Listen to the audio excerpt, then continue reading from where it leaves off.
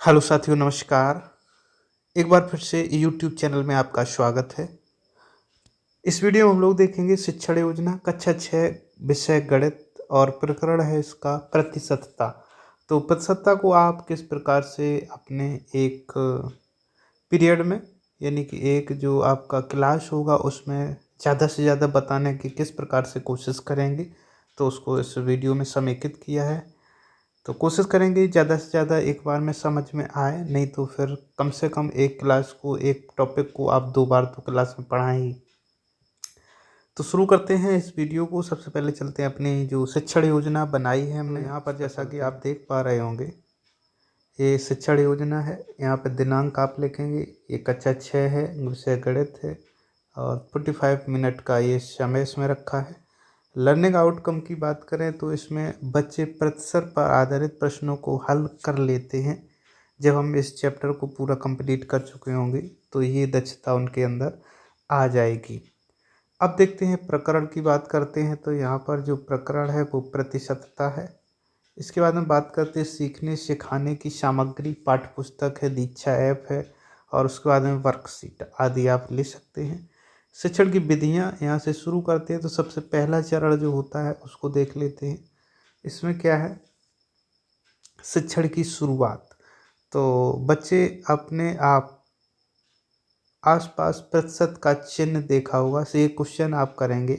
बच्चों, आपने अपने आसपास या अपने किसी दोस्त से, अपने किसी गृह के मतलब घर वाले, परिवार वाले व्यक्ति से जो आपसे बड़े के हैं, उन्होंने आपको प्रतिशत के बारे में बताया है, या फिर आपने कभी अखबार में प्रतिशत का चिन्ह देखा है, या आप आईसीटी का प्रयोग हो रहा है, मोबाइल में कोई सेल आती है उस पर देखा है। जैसे यहाँ पे कुछ पॉइंट दिए गए हैं, जैसे सुपर सेल में 50% ऑफ है, कहीं पर म्यूचुअल फंड में इतने हैं, कहीं पर नेचुरल 100% चीज़ की बात की जाए नेचुरल है, या फिर अनीता की रिपोर्ट में प्राप्तांक कितने आए हैं, उसके बाद में प्रतिशत इतने आए हैं।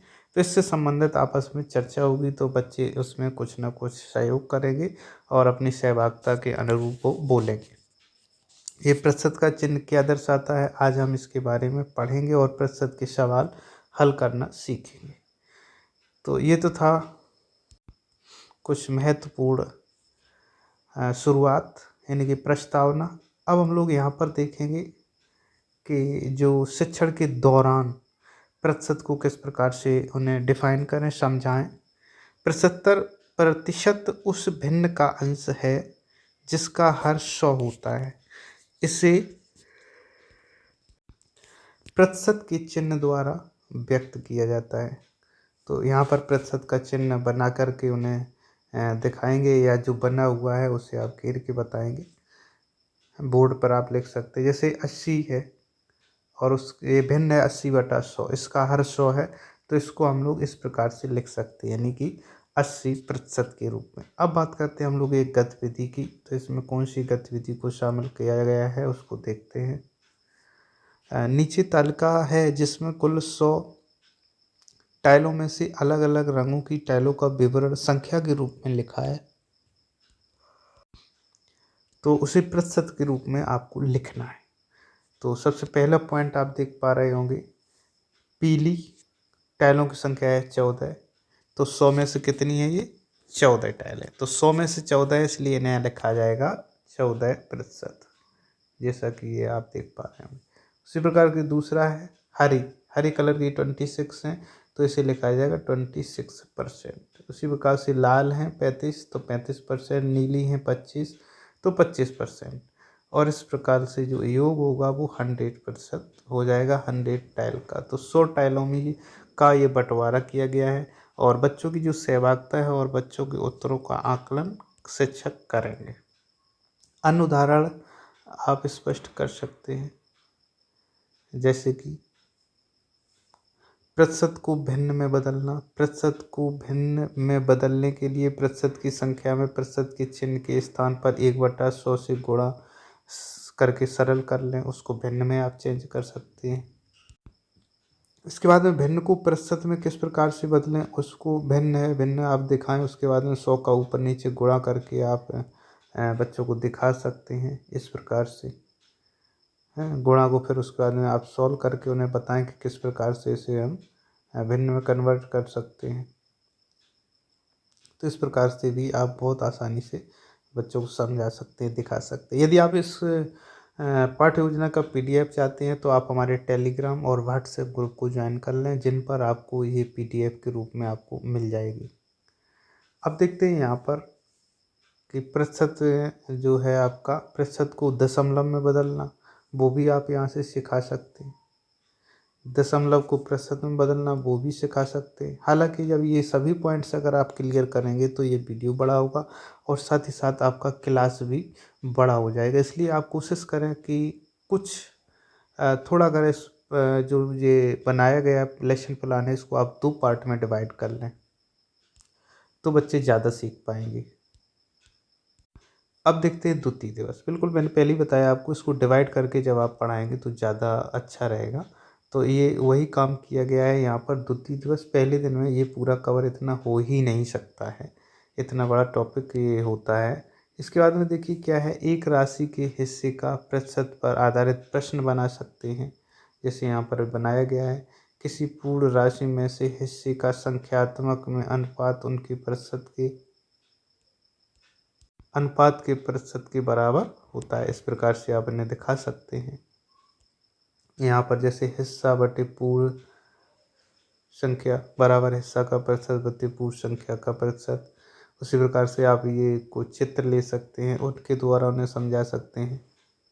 जैसे यहाँ पर दिखाया गया कि 8 सामग्री में 8 आइटम हैं, उनको किस प्रकार से प्रतिशत में किस प्रकार से आप चेंज कर सकते हैं। तो ये प्रक्रिया हो सकती है और अन्य प्रक्रियाएं भी हो सकती हैं जो आपके हिसाब से, आप एक शिक्षक हैं, आपके हिसाब से जो भी उपयोग, उन्हें आप इसमें प्रयोग कर सकते हैं जिससे कि बच्चे ज़्यादा से ज़्यादा सीख सकें। इसमें इन प्रश्नों को शामिल कर सकते हैं। जैसे आप देख पा रहे होंगे, राशि को दिए गए प्रतिशत का हिस्सा ज्ञात करना। ये उदाहरण के तौर पर एक परीक्षा में 1500 छात्र बैठे, जिनमें से 75% बच्चे उत्तीर्ण हुए। उत्तीर्ण हुए बच्चे, तो कितने उत्तीर्ण हुए वो निकालना सिखा सकते हैं। ऐसे ही पूर्ण संख्या राशि ज्ञात करना यहाँ से आप सिखा सकते हैं, तो किस प्रकार से है। और अन्य सामग्री भी हो सकती है, जैसे बढ़ा हुआ या घटा हुआ प्रतिशत ज्ञात करना, ये सिखा सकते हैं। बढ़ा हुआ प्रतिशत का फॉर्मूला ये रहा, ये घटा हुआ प्रतिशत का फॉर्मूला रहा है। तो इन्हें आप क्या करें कि आप PDF ज़रूर इसकी ले लें। यदि आपने ज्वाइन नहीं किया हमारे ग्रुप को ज़रूर ज्वाइन कर लें, वहाँ पर मैं ये डाल दूँगा।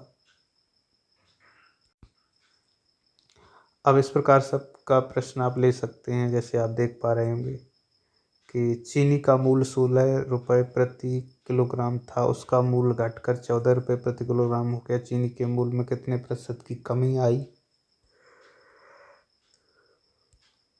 इस प्रकार का भी प्रश्न ले सकते हैं।